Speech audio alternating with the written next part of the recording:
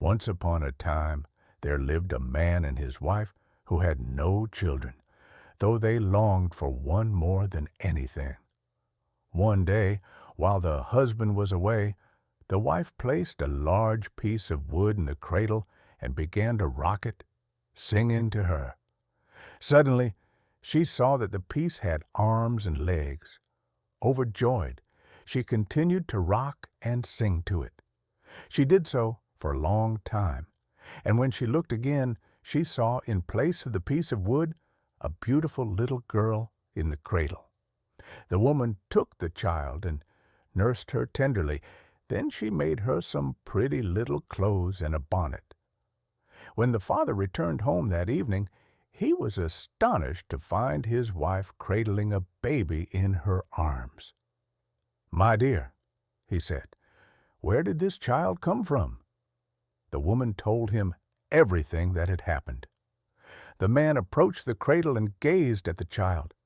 "It's a miracle. The gods have heard our prayers." From then on, the child was like their own daughter. They named her Arabella. She was a joyful and lively child. The years passed, and Arabella grew in beauty and wisdom. Her mother taught her to weave and embroider, while her father taught her the secrets of the forest and the rivers. One day, Arabella approached her mother, who was preparing the meal, and said, "Mother, may I go fishing on the river today? The weather is so beautiful, and I would like to bring you back some fresh fish for dinner." "The river can be dangerous, my dear. I give you permission, but you must promise to stay close to the bank and not go too far." "I promise, Mother. I will be careful," Arabella assured her, kissing her mother on the cheek. The mother prepared a small basket with bread and cheese, then watched her daughter put on her little coat and head towards the river. Arabella pulled her boat to the water and went fishing. At noon, her mother went down to the stream and called to her, "Arabella, Arabella, bring your boat back to shore. I brought a little cake for you." So Arabella said to her boat, "Pretty little boat, float a little closer." Come a little closer. The boat floated to the bank. Arabella took the cake, thanked her mother, and went back to fishing. Now it so happened that Morgath, a terrible witch, was hiding in the nearby bushes. She heard everything that was happening between the woman and the child. After the woman returned, Morgath waited a moment, then went down to the river bank, hid, and called out, "Arabella, Arabella, bring your boat back to shore. I've brought another little cake for you." But when the girl heard her voice, which was very hoarse and loud, she knew it was Morgath calling her, so she said, "Pretty little boat, quickly, float a little further, float a little further." Then the boat floated even farther away out of Morgath's reach. The old witch soon guessed what was happening and rushed to a blacksmith who lived beyond the forest. "Blacksmith, blacksmith, forge me a sweet voice as quickly as you can, or I'll put you in my mortar and grind you to bits with my pestle," she cried. The blacksmith was terrified. He made a soft voice for her as quickly as he could, and Morgath took her and hurried back to the river. There she hid near the bank and called in her new voice, "Arabella, Arabella, bring your boat to the bank, for I have brought another little cake for you to eat." When Arabella heard Morgath call her in her sweet voice, she thought it was her mother. So she said to her boat, pretty boat, float a little closer, come a little closer." Then the little boat touched the ground. The girl looked around but saw no one. She wondered where her mother had gone and got out of her boat to look for her. At once Morgath seized her. Like a whirlwind, she swept her away through the forest and stopped only at her home.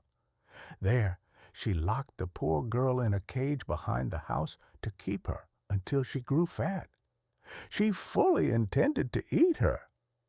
After locking her up, she returned to the house, and her cat was there. "Mistress, I've prepared dinner for you, and I'm very hungry. Will you give me something to eat? Anything I leave you may have."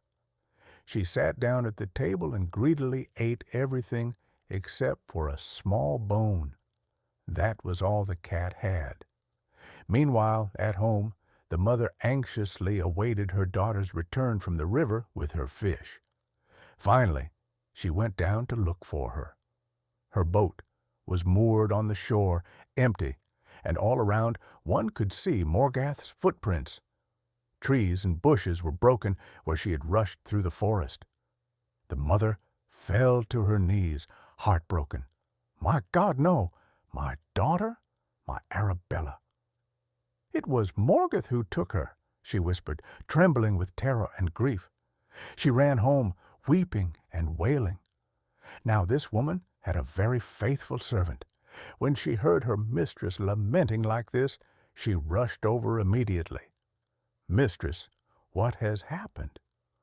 Why are you crying like this? I am certain that Morgath has flown away with my little Arabella. She has taken her deep into the forest. I will never see her again." "Mistress, there is no reason to despair. Just give me a small wheat cake to eat, and I will go in search of her, even if I have to travel to the ends of the earth. I will bring her back to you, I promise." Then the woman was comforted by these courageous words. She gave her a cake. "May God protect you, my brave girl. Bring me back my child." The girl set off at once. She followed the monstrous tracks through the forest, walking tirelessly. "Courage!" she cried. "Courage! Arabella is counting on me." She continued for hours, crossing streams, traversing dark clearings, and forcing her way through brambles. Where could this creature have taken the little girl? She wondered, scanning her surroundings.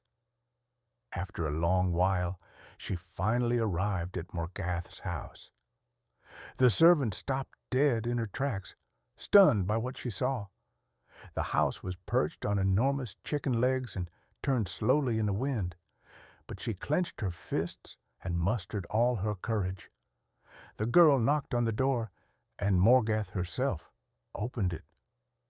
"What brings you here? Are you looking for work or running away from work?" "I'm looking for work. Could you help me?" The witch looked at her with a terrible frown. "You can come in and tidy my house, but don't sneak a peek. It will be worse for you." The girl went in and began to tidy the house, while Morgath flew off into the forest, riding a mortar, pushing it with a pestle, and sweeping away the tracks with a broom. After the witch had left, the cat said to the girl, "Please give me some food. I'm starving. Here's a little cake. It's all I have, but I'll give it to you gladly." The little cat took the cake and ate it to the last bite. "Meow. Listen carefully. I know why you're here and why you're looking for the little girl. She's in a cage behind the house, but there's nothing you can do for now. Wait until after dinner, when Morgath falls asleep. Then rub her eyes with pitch so she can't open them, and you can then run away with the child through the forest." The girl thanked the little cat and promised to do everything he told her. When Morgath returned home, she asked, "Well, I hope you didn't look and snoop." "I didn't," the girl replied. Morgath sat down and ate everything on the table, bones included. Then she lay down and fell asleep. She snored terribly. The girl took some pitch and smeared it on the witch's eyelids. Then she went to Arabella and led her out of the cage. They ran away together through the forest. Morgath slept for a long time. Finally, she yawned and woke up, but she couldn't open her eyes. They were stuck shut with the pitch. She was in a terrible rage. She stamped her feet and roared terribly.